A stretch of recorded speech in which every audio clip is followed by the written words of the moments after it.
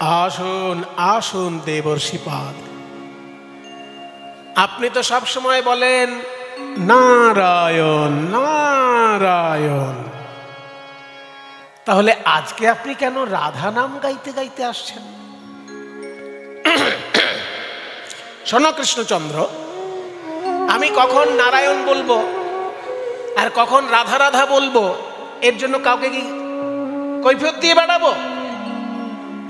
আমি হলাম ভাবের ঘরের বাবাজি, আমার যখন যেমন ভাব তখন তেমন। কাজে তোমাকে আমি কৈফিয়ত দিতে পারবো না কেন রাধা নাম গাইছি। তবে একটা ব্যাপারে তোমাকে আমি সাবধান করতে পারি। বলুন দেবর্ষিপাদ, তুমি যদি ভেবে থাকো একাই ভগবান, তাহলে ভুল ভাবছো।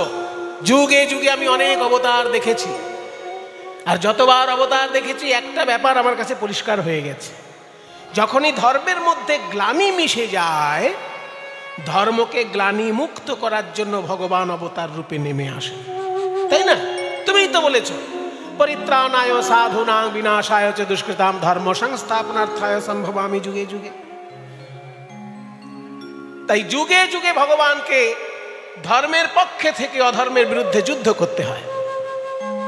আর অধর্মের বিরুদ্ধে যুদ্ধ করতে গেলে কিছু কিছু ধার্মিক লোকেরও প্রাণ যায়। যেমন রাম রাবণের যুদ্ধ যখন হয়েছিল, রাবণের দলে যারা মারা গেল সবাই অধার্মিক।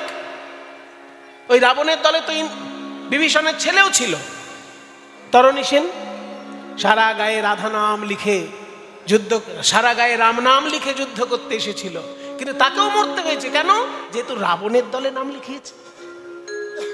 তাই ধর্মের পক্ষে থেকে অধর্মের বিরুদ্ধে যুদ্ধ করতে গেলে কিছু কিছু ধার্মিক লোকেরও প্রাণ যায়।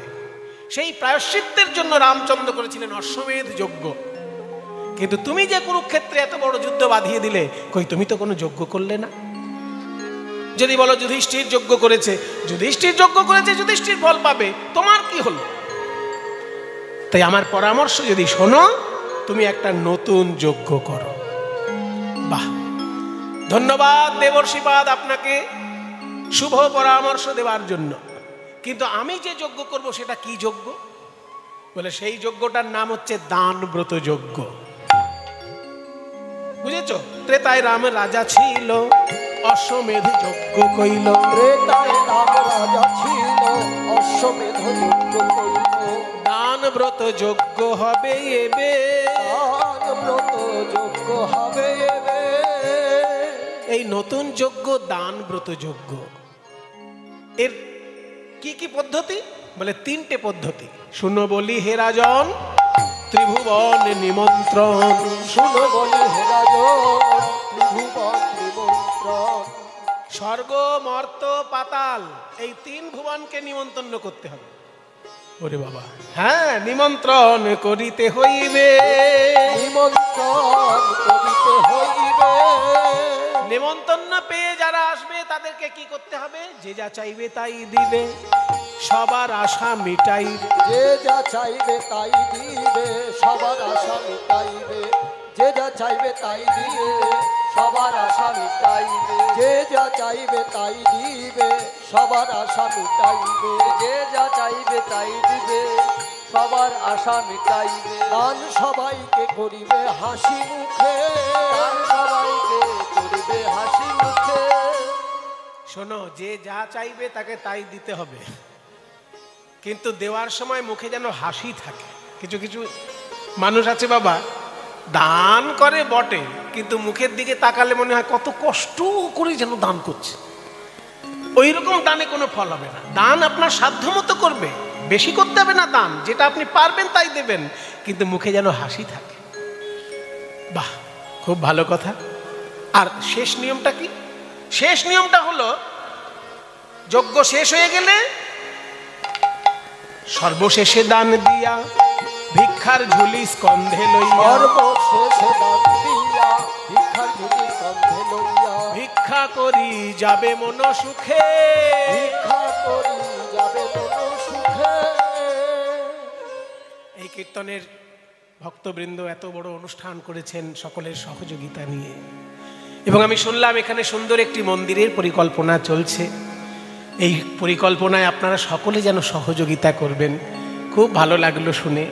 দেখুন, আমাদের ভারতবর্ষের যে বিশুদ্ধ সংস্কৃতি, সেটা প্রচারের প্রধান কেন্দ্রই কিন্তু মন্দির। তাই যখন এই এত সুন্দর সংকল্প এনারা নিয়েছেন, সুন্দর একটা মন্দিরের সংকল্প এবং সুন্দর একটি ব্যবস্থাপনার সংকল্প এখানে চলছে, এনারা যারা দায়িত্বে আছেন তাদেরকে আপনারা যারা যেমন পারে, যার যেমন সাধ্য সহযোগিতা করে এখানের মন্দির এবং কীর্তন কমিটির এই বিরাট উৎসবে পূর্ণ সহযোগিতা সবাই মিলে করবেন। স্বয়ং শ্রীকৃষ্ণকে আজকে দান করতে হবে এবং দান করার সময় যেন মুখে হাসি থাকে এবং শেষকালে আঁচল পেতে ভিক্ষা করতে হবে। শ্রীকৃষ্ণ বলছেন, দাঁড়ান দাঁড়ান, আমি হলাম রাজা, আমি দান করব ভালো কথা, কিন্তু আবার তাদের কাছে আঁচল পেতে চাইবো কেন? তাহলে তো লোকে আমাকে নিয়ে হাসাহাসি করবে। আমি দান করছি, আবার আমি আঁচল পেতে চাইছি। বলে, শোনো, হাসাহাসি করার মতো চাইবি কেন? মনে করো তুমি 1 লক্ষ টাকা কাউকে দান করলে, 1 লক্ষ টাকা দান করার পর কেউ যদি 1টি টাকা ভিক্ষা নেয় তার কাছে, কেউ হাসবে? না, হাসবে না। কিন্তু আমি চাইবো কেন? কাউকে 1 লক্ষ টাকা আমি দিতেই পারি, তার কাছে আবার 1 টাকা চাইবো? বলে, চাইলে তোমারই মঙ্গল, তোমার দানের অহংকার দূরে যাবে, দানের অহংকার দূরে যাবে। যখন দান করে ভিক্ষা করবে, দানের অহংকার দূরে যাবে। দান করে ভিক্ষা করবে, দানের অহংকার দূরে যাবে। বাহ, খুব ভালো লাগলো আপনার এই যজ্ঞের কথা শুনে। চেষ্টা করব আপনার যজ্ঞ পরিপালন করার। কিন্তু এই যে বললেন স্বর্গমর্ত পাতাল 3 ভুবন নিমন্ত্রণ, এই এত বড় নিমন্ত্রণের দায়িত্ব কে নেবে? নারদ মুনি আপনি নিমন্ত্রণ করবেন? নারদের কথা শুনি কহে দেবে চিন্তামণি, নারদের কথা শুনি কহে দেব চিন্তামণি। নারদের ভার কে বালবে তা শুনি কয় কি বা চিন্তা দয়াময়। দেবর শিরে ভার দে হইবে, দেবর শিরে ভার দে হইবে। তাহলে চিঠি লেখা শুরু করো। চিঠি লিখছেন কে? শ্রীকৃষ্ণ চিঠি লিখতে বসেছেন। প্রথম চিঠিটি কার নামে? মায়েরা, যে কোনো শুভ যজ্ঞ করতে গেলে আগে চোখ বন্ধ করে শিব ঠাকুরকে চিন্তা করতে হয়, কারণ যজ্ঞেশ্বর মহাদেব, তাকে ছাড়া যজ্ঞ করতে গিয়ে শিব ঠাকুরের শ্বশুর মশাইও কিন্তু রক্ষা পায়নি। দক্ষ যজ্ঞ যখন হয়েছিল, শিবহীন যজ্ঞ, সেই যজ্ঞ সর্বনাশ হয়ে গেছিল। তাই যজ্ঞের প্রথম নিমন্ত্রণ শিব ঠাকুরের নামে। প্রথমে শঙ্করে পরে শঙ্করী রে, প্রথমে শঙ্করে পরে শঙ্করী রে, গণপতি কার্তিকে রে, গণপতি কার্তিকে রে।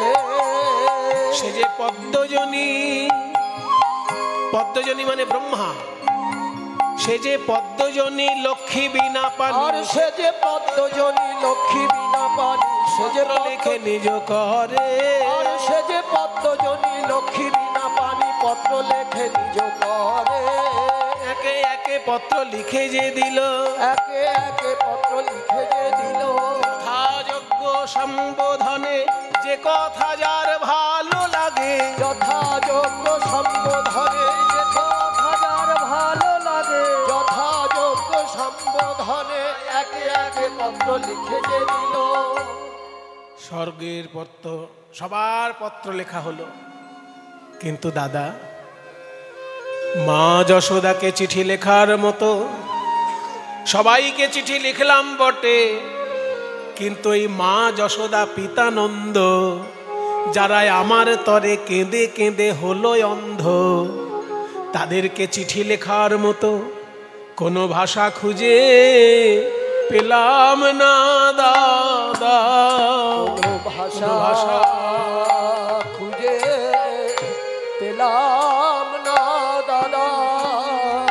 আমি কেমনে বা ক্ষমা চাইব, তার ভাষা খুঁজে পেলাম না দাদা। আমি কেমন। শোন ভাই, আমি বলে দিচ্ছি কিভাবে লিখতে হবে। লেখ, মা গো যশোদে, কত না ব্যথা দিয়েছি তোমার প্রাণে, কুপুত্র যদি বা হয় কুমাতা কদাপি নয়, আমার সকল অপরাধ ক্ষমা করে দিও মা। কিন্তু আমি বিরাট বড় একটি যজ্ঞ করতে চলেছি, তুমি যদি এসে আমায় আশীর্বাদ না করো তাহলে এ যজ্ঞ তো কোনোভাবেই সম্পূর্ণ হবে না। মাকে যদি আশীর্বাদের নিমন্ত্রণ করা যায়, মা না এসে থাকতে পারে। নন্দরাজাকে লিখল, নন্দরাজা, আমি সারা জীবন গোষ্ঠে মাঠে ঘাটে শুধু খেলা করে বেরিয়েছি, আর আপনি তো বড় বড় যজ্ঞ করিয়েছেন, আমি যজ্ঞের কিছু জানি না। আপনি দয়া করে এসে এই যজ্ঞ পরিচালনা করে দিন, যাতে আপনার ছেলে এই নন্দনন্দন কৃষ্ণের কোনো অসম্মান না হয়। এইবার শ্রীদাম সুদামকে লেখ, ওগো শ্রীদাম ও ঋষিদাম, তোদের আনা পাকা পাকা ফল আমি খেয়ে যজ্ঞ করব, কারণ যজ্ঞের সময় তো ভাত রুটি খেতে পারবো না, ফল খেয়ে থাকতে হবে। তোরা বৃন্দাবন থেকে ফল আনবি, তবে আমি যজ্ঞ করব। আর রাধারানীর উদ্দেশ্যে লিখছে, ওগো রাধে প্রেমময়ী, তুমি শুধু আমার প্রেমময়ী নও, আমার শক্তি স্বরূপিণী। এই প্রভাস তীর্থে এসে আমার যজ্ঞে তুমি আমায় শক্তি সঞ্চার করো, যাতে আমি যজ্ঞ সম্পূর্ণ করতে পারি। এত বড় যজ্ঞ রাজসভায় করা যাবে না, কোথায় করতে হবে? প্রভাস তীর্থে। এত তীর্থ থাকতে প্রভাস তীর্থের নাম কেন বাবা? ভারতবর্ষে 10 কোটি তীর্থ আছে, কিন্তু প্রভাস তীর্থে কেন যজ্ঞটা হচ্ছে? এই প্রভাস তীর্থের একটা মহিমা আছে, প্রভাস নামটার মধ্যেই সেটা যুক্ত আছে। আকাশে যে চন্দ্র দেবতা, ওই চন্দ্র দেবতার 27টি নক্ষত্র হচ্ছে 27টি স্ত্রী। জ্যোতিষশাস্ত্রের ভাষায় চাঁদের চারিদিকে 27 নক্ষত্র আছে, আর এই নক্ষত্রগুলো হচ্ছে চাঁদের স্ত্রী। কিন্তু এই এত স্ত্রী থাকা সত্ত্বেও চাঁদের ওই বৃহস্পতির স্ত্রী তারার প্রতি আকৃষ্ট হয়েছিল। তাই বৃহস্পতি হলেন দেবগুরু, তিনি অভিশাপ দিলেন চন্দ্রকে, ওরে দুষ্ট দুরাচার, গুরু পত্নীর প্রতি তোর এই কুদৃষ্টি, সর্বনাশ হয়ে যাবে তোর।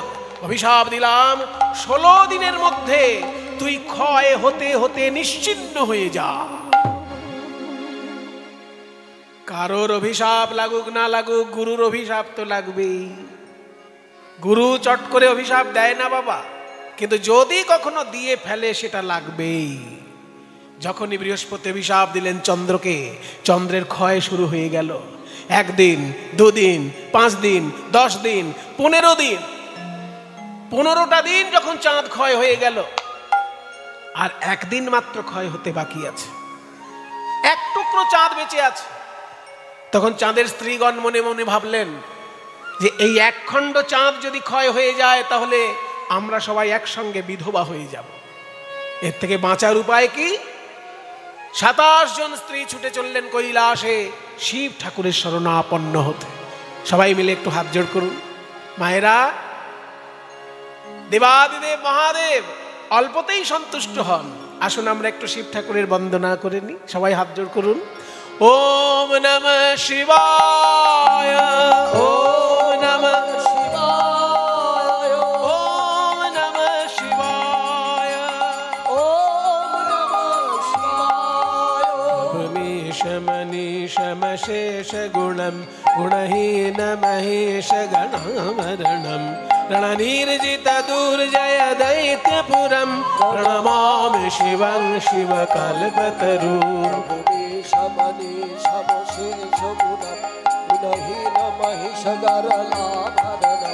रणनिर्जित दुर्जय दैत्यपुरं प्रणमामि शिवं शिवकल्पतरुं।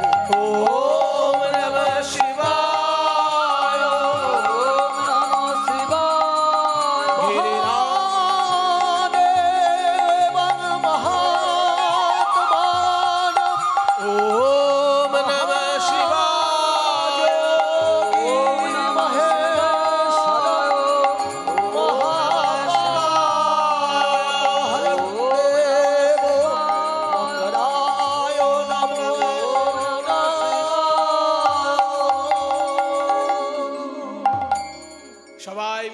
শিবের স্তব করতে লাগলেন। শিব ঠাকুর জেগে ধ্যান ভেঙে দেখলেন 27টি মেয়ে তার উদ্দেশ্যে হাত জোড় করে স্তব করছে।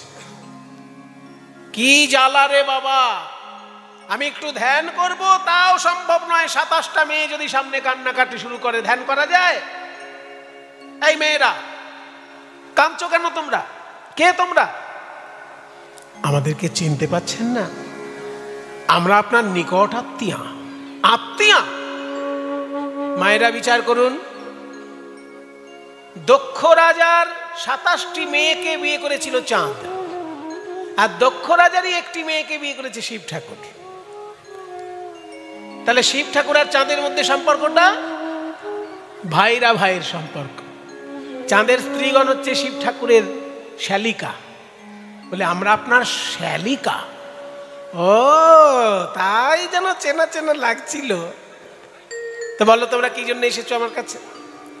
আর কি বলবো জামাই বাবু, বিপদে না পড়লে কেউ কি আপনার কাছে আসে?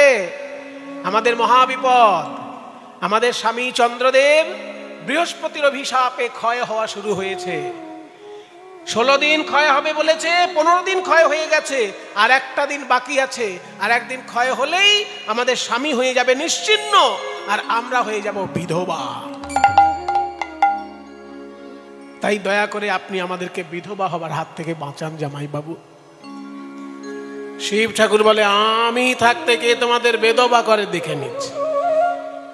শোনো শোনো, ওই 1 খণ্ড চাঁদকে এনে আমার জটার মধ্যে লুকিয়ে রাখো।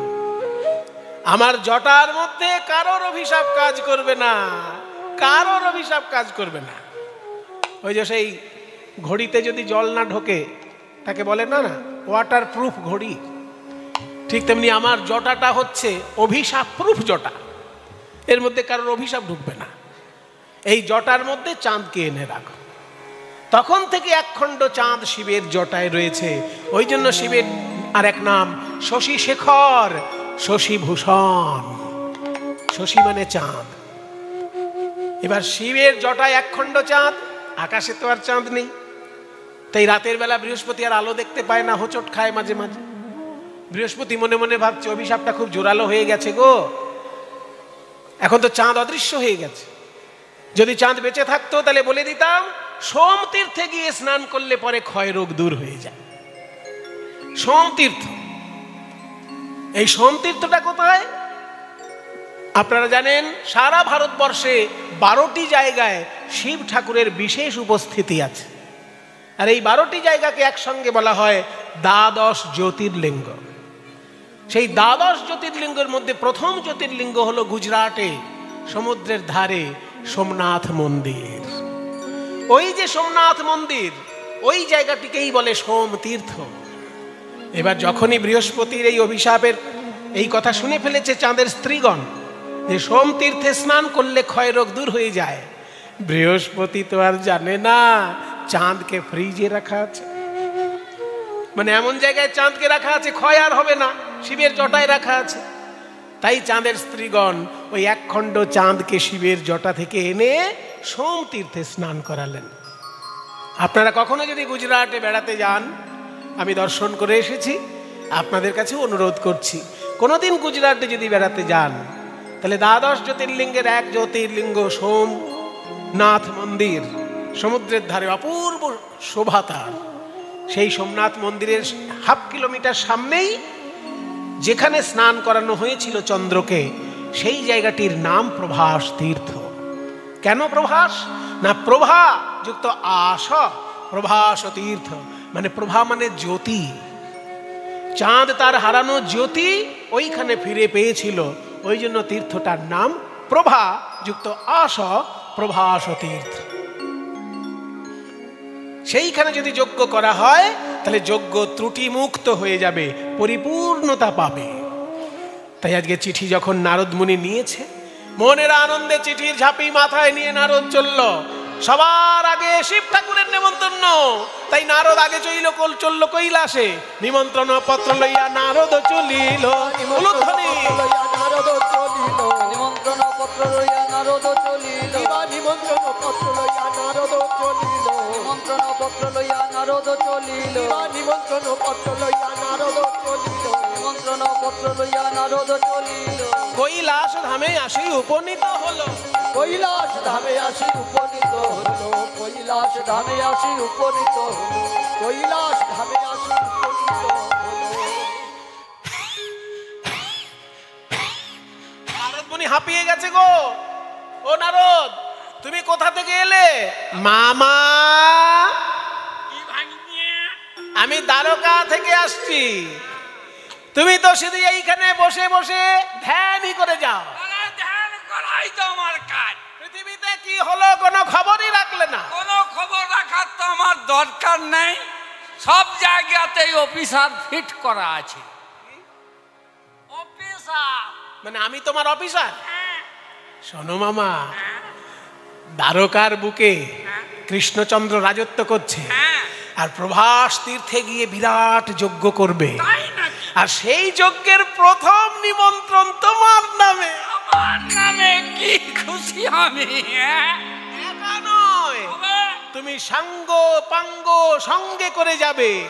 আমার সবাই সঙ্গপঙ্গ যাবে, সবাই নন্দী ভেঙ্গি এই যে যাবে, যাবে, আমার ষাঁড় ষাঁড় যাবে, ভুতুনি পেতুনি, ভূত হ্যাঁ প্রেত হ্যাঁ, ওরাও যাবে। একচুনি ডাকিনি যোগিনী।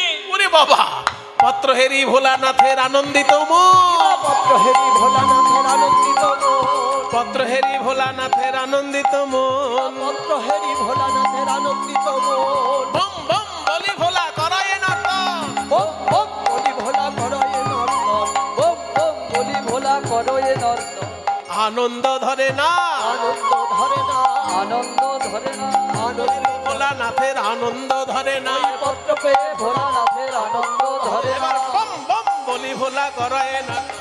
বম বম বলি ভোলা করয়ে নর্তন স্বর্গ মর্ত পাতাল সর্বত্র নিমন্ত্রণ সম্পূর্ণ করে নারদ এসেছে বৃন্দাবনে।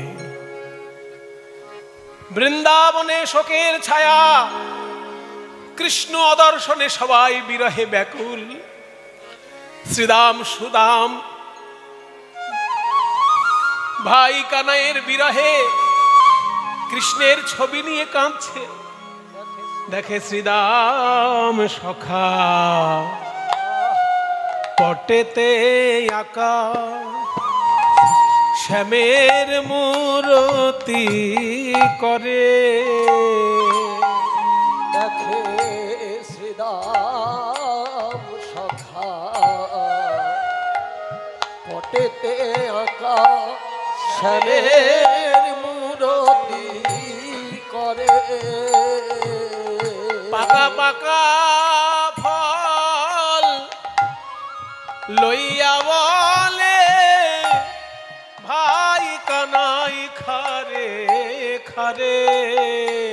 পাকা পাকা ফল লইয়া বলে ভাই কানাই খারে খারে। কানাই তোকে আর আমরা এঠো ফল খাওয়াবো না রে। তোকে এঠো ফলার খাওয়াবো না রে। একবার প্রাণের কানাই আয় রে ফিরে এঠো ফল। খাওয়াবো শ্রীরাম না। কে? নারদমুনি, নারদমুনি আমাদের ভাই কানাই কেমন আছে? নারদমুনি শোন রে শ্রীরাম, তোদের ভাই কানাই বিরাট বড় যজ্ঞ করছে, আর সেই যজ্ঞে তো ভাত রুটি খেতে পারবে না, ফল খেয়ে থাকতে হবে। আর এই দেখ, তোদেরকে চিঠিতে লিখেছে তোরা বৃন্দাবনের পাকা ফল নিয়ে যাবি, সেই ফল খাবে আর যজ্ঞ করবে, তাই নাকি? তাহলে তো আমাদের কাঁদলে চলবে না। কে আছিস? চল, ফল জোগাড় করতে হবে। গরুর গাড়ি ভর্তি করে ফল নিয়ে যাব। হ্যাঁ, গরুর গাড়ি ভর্তি ফল থাকবে। আর দুই পায়ে গিয়ে নারদ দেখে নন্দ রাজা চন্দন কাঠের চিতা সাজিয়ে দাঁড়িয়ে আছেন। ভাই গোপালের জন্য কেঁদে কেঁদে বলছে, গোপাল যদি তুই না আসিস এই চিতায় আমি ঝাঁপ দেব। দেখে নন্দ পিতা জেলেছে চিতা, প্রাণতে জীবার তরে। দেখে নন্দ পিতা জেলেছে চিতা, প্রাণতে জীবার তরে। নন্দ মহারাজ এ কি করছেন আপনি? নারদ, নারদ আমাকে মরতে দাও। না নন্দ মহারাজ, এই দেখুন আপনার ভাই গোপাল, আপনার প্রাণের গোপাল লিখেছে, বাবা তুমি তো বৃন্দাবনে বড় বড় যজ্ঞ করিয়েছো, আমি যজ্ঞের কিছু জানি না, তুমি এসে আমাকে দিয়ে যজ্ঞ করাও যাতে আমার যজ্ঞ সম্পূর্ণ হয়। তাই নাকি? এ তো আমার ছেলের মান সম্মানের ব্যাপার, তাহলে তোমাকে দাঁড়িয়ে থেকে যজ্ঞ পরিচালনা করতে হবে। এই কে আছিস? আমার রাজ পোশাক এনে দে, আমি রাজার বাবা হয়ে দ্বারকায় যাব। নন্দ মহারাজ রাজ বেশে সাজছেন, আর ওদিকে মা যশোদা দেখে নন্দ রানী করে নবনী। ওরে গোপাল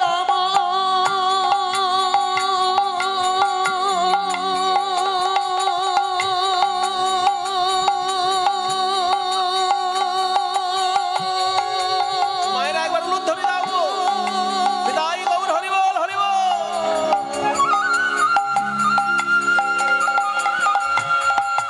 ওরে গোপাল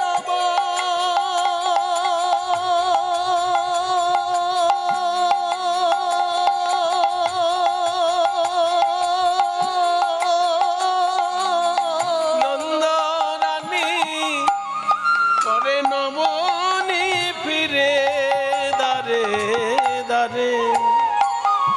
ওরে আমার প্রাণের গোপাল, তোকে আর তেমন করে বাঁধব না রে, তেমন করে বাঁধব না। ওরে গোপাল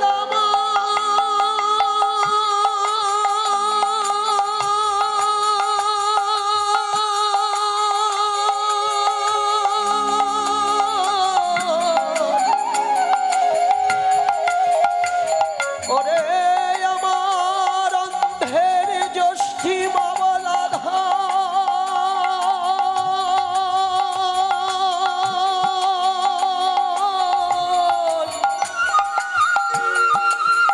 এই দুঃখিনী মায়ের কোলে ফিরে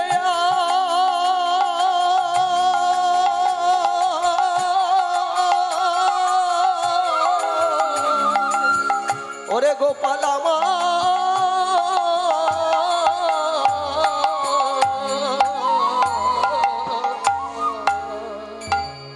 মা যশোদা। কে কে? আমার গোপাল এলি নাকি? মা যশোদা, আমি যে নারদ মুনি। হ্যাঁ, তুমি কি দেখতে পাচ্ছ না মা যশোদা? নারদ, যেদিন থেকে আমার গোপাল গেছে সেদিন থেকে আমার চোখের জ্যোতিও গেছে। মা গো, এই যে তোমার গোপালের হাতে লেখা চিঠি, এই চিঠি একবার চোখে বুলিয়ে নাও মা, তুমি দেখতে পাবে সব। যেই না গোপালের চিঠি চোখে বুলিয়ে নিয়েছে, অমনি দেখছে গোপাল কত সুন্দর লিখেছে। মা গো যশোদে, আমি যে তোমার খুব অযোগ্য সন্তান, তুমি এসে আমাকে আশীর্বাদ না করলে যজ্ঞ সম্পূর্ণ হবে না। আহা হা, এত মিষ্টি কথা লিখেছে আমার গোপাল, আমি আশীর্বাদ না করলেও যজ্ঞই হবে না, তাহলে তোমাকে যেতেই হবে, আমাকে ছানা মাখন ননি বানাতে হবে। মুখে কিছু না দিয়ে মা কি আশীর্বাদ করতে পারে? তাই মা যশোদা চললেন গোপালের জন্য ছানা মাখন বানানোর জন্য। ওইদিকে নারদ মুনি এক পা দু পা করে রাধা রানীর কুঞ্জদ্বারে গিয়ে দেখে 100 বছরের বিরহ। কাঁদতে কাঁদতে রাধা রানীর এমন অবস্থা, সর্বঙ্গে এত তাপ যে পদ্ম ফুলের পাপড়ি দিয়ে বিছানা তৈরি করে রাধা রানীকে শুইয়ে রেখেছে। আর রাধারানীর অঙ্গের ছোঁয়া পেয়ে, রাধারানীর অঙ্গের ছোঁয়া পেয়ে সেই পদ্ম ফুলের পাপড়িগুলো শুকিয়ে কুঁকড়ে যাচ্ছে, এত বিরহ তাপ রাধারানীর অঙ্গে। রাধারানী বলছেন, সখী রে, কৃষ্ণ বিরহে আমার বুঝি প্রাণ যায়, তাই আমি বিধাতার চরণে বলে যাই, ওগো বিধাতা, যদি আমার প্রাণ যায় তাহলে আমার এই দেহ যেন গোবিন্দের সেবায় লাগে। মৃত্যুর পরে কি করে সেবায় লাগবে মায়েরা? যতদিন বেঁচে থাকবো ততদিনই তো সেবা। রাধারানী বলছেন, না, আমি মৃত্যুর পরেও সেবা করতে চাই। কিভাবে? না, আমার শরীরের 5টি তত্ত্ব, ক্ষিতি, অপ, তেজ, মরুত, বোম। ক্ষিতি মানে মাটি, অপ মানে জল, তেজ মানে তাপ বা জ্যোতি, মরুত মানে বাতাস, আর বোম মানে আকাশ বা শরীরের ফাঁকা জায়গাগুলো। এই 5টি তত্ত্ব মৃত্যুর পরে 5টি তত্ত্বের সঙ্গে মিশে যায়। রাধারানী বলছেন, এই পঞ্চতত্ত্ব আমার মৃত্যুর পর গিয়ে যেন কৃষ্ণ সেবা করে। হ্যাঁ, শরীরের মাটি তো মাটিতে গিয়ে মিশবে, যে মাটিতে আমার গোবিন্দ হেঁটে যাবে সেই মাটিতে গিয়ে যেন আমার শরীরের মাটিটা মিশে যায়, তাহলে আমার হৃদয়ের উপর চরণ দিয়ে গোবিন্দ যাবে। যাহা পহু অরুণ চরণে চলি যাত, যাহা পহু অরুণ চরণে চলি যাত, বলি তাহা তাহা ধরণী হইয়ে মঝুগাত, তাহা তাহা ধরণী হইয়ে মঝুগাত। আমার শরীরের মাটি যেন সেই পথে যায়, শরীরের মাটি যেন সেই পথে যায়, যে পথে গোবিন্দ নেচে যাবে, আমি তার চরণ ধুলা হয়ে রব। পথে গোবিন্দ নেচে যাবে, চরণ ধুলা হয়ে রব। যে পথে গোবিন্দ নেচে যাবে, মাটি যেন সেই পথে যায়, তাহা তাহা ধরণী হউক মঝুগাত।